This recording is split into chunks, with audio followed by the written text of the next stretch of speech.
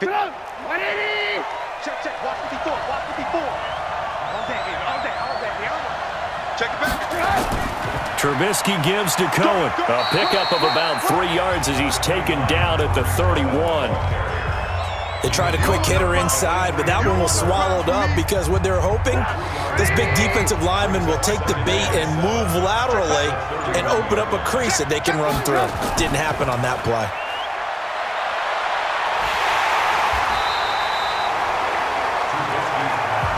Well, the stats that matter on this play don't help a team very much unless, of course, you're playing defense. If you're getting points per reception, you got a reception, but no yardage. Great job by the defense, though. They read through that. They read through it, gave up no yardage, and people got credit for tackles. Pretty good deal. Now throwing on third down there, but he cannot connect. Great coverage there all around. Really didn't have many options to throw the football. Very little chance that that one was going to be completed. Every receiver was locked up. He steps into this one, and this is a rocket.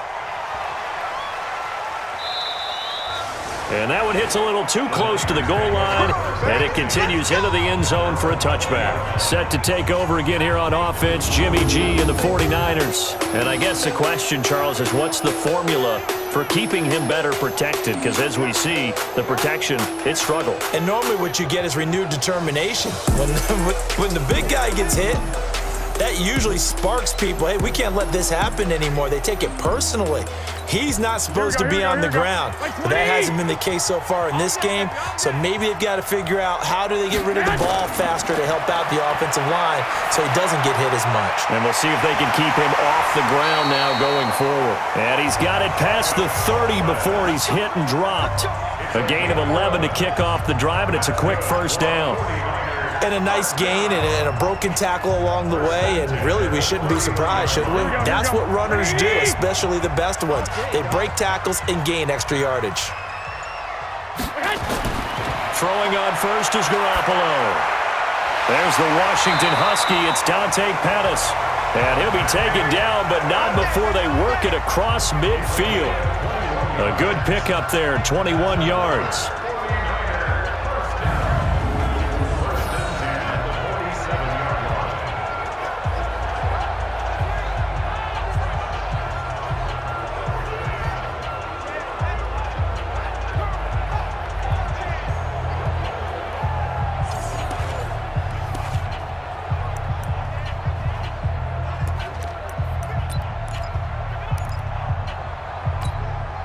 Back-to-back good plays have them on the move on first down.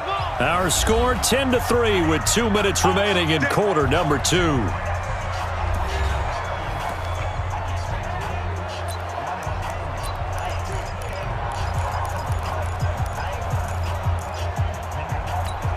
Coming up at the half, a reminder, we go back to Orlando to check in with Jonathan Coachman. He'll have a look back at our first half as well as a look ahead to what's coming up later this weekend. Garoppolo finding Goodwin. 5 yards on the catch there, brings up second down. One thing you're hoping for when you run drag routes, you're able to hit a receiver in stride, and he can pick up a lot of yardage after the catch. But in this situation, the defense was effective, able to stop him before he could get a good head of steam going. Now Garoppolo leaves for McKinnon on the draw. Akeem Hicks that time on the tackle. Well, that call makes sense because they've been throwing it well on this drive, and once again they show passing formation, showing the shotgun. Then they ran out of it. That's a nice play by them defensively, though, to hold it to a short gain. The Niners on third down. They're at 50%, 4 for 8. This time it's 3rd and 3. And he hits his man, Matthews. And he gets it to the 34, good enough for the first. 7 yards there, good enough to move the sticks. Garoppolo on the offense with a 1st and 10. And he's 4 for 4 now, throwing the ball to start the drive. Looking to throw, Garoppolo. He'll find Goodwin here on the right side. And inside the 20 before he's brought down. The 49ers now going to use the first of their timeouts as the stoppage will come with a little under a minute to go in this first half. 1st and 10 at the 19-yard line. Here we go. This offense finding its legs now. Here's another 1st and 10. Garoppolo going to give this one to McKinnon. And across the chalk, into the end zone. It's a 49er touchdown. Jarek McKinnon, his 6th touchdown of the season, as they are an extra point away now from tying this football game. And a little time left on the clock, so on the other side, they're thinking, gosh, we'd like to get that lead right back. Yeah, thanks for pointing that out. Here I am going ahead and tapping out the first half. Well, there's still time. They've got to make a decision about what they want to do on the kickoff, or they want to let their return guy touch it.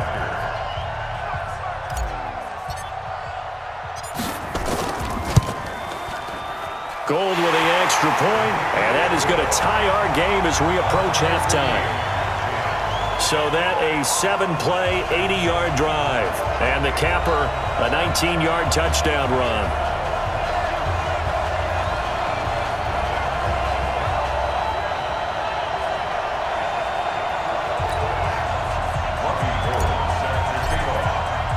All level now at 10 apiece as the kick's away.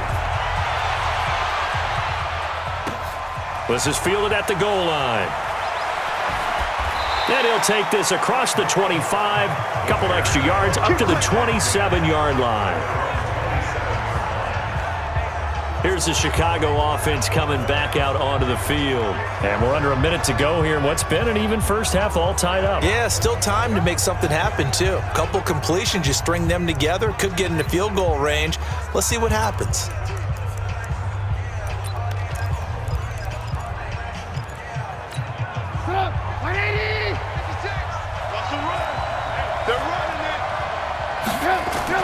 On 1st and 10, it's Trubisky. And that is caught on the right sideline, but out of bounds, says the line judge. The throw took him a little too far. It's 2nd down. 2nd and 10 now from the 27. You ain't going nowhere. He's coming. We got double up. Draw play here. Trubisky gives to Cohen. And he'll push forward here for a good little run as the clock continues to run. Now the Bears going to call the first of their timeouts as they stop it here with just under 40 ticks to go in this first half.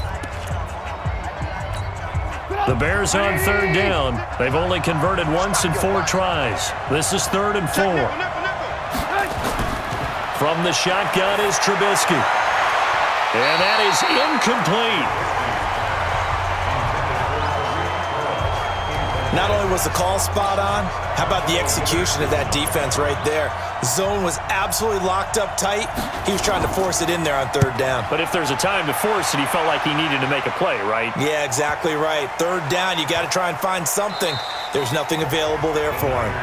You rarely call your punter a weapon, but he certainly was there. How about that? Pinning him down at the 1-yard line and helping out the defense in a big way. I'm telling you what, if I'm a defensive coordinator, I might be thinking safety right now. Out on the field now, here come the 49ers. You're under 30 seconds to go. Field position not great. Time to call it a half, wouldn't you say? Well, you know we all have that little extra gene that says let's push the envelope a little bit, right? What needs to be going through the play caller's mind right now, a potential fumbled snap that can get returned, a strip sack that can get returned, right? Any of those types of plays, that should be a deterrent to calling something that could get you in big trouble.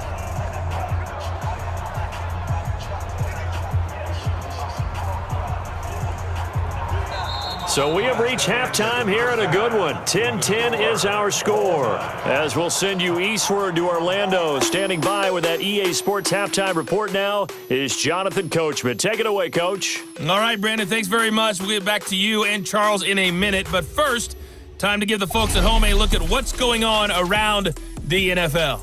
We'll begin our tour out at Nissan Stadium in Nashville, where it was definitely a game with some intrigue, as you can see by the scoreline.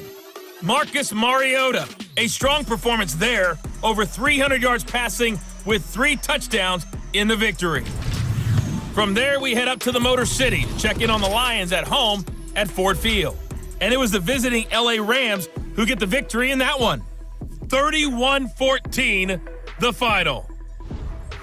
And then lastly, the nation gets a good one on Monday night between the Philadelphia Eagles and the Carolina Panthers.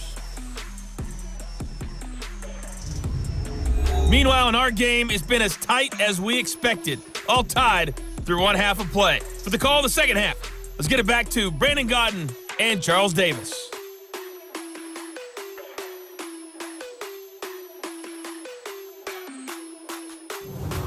All right, Coach, thank you, and we welcome everyone.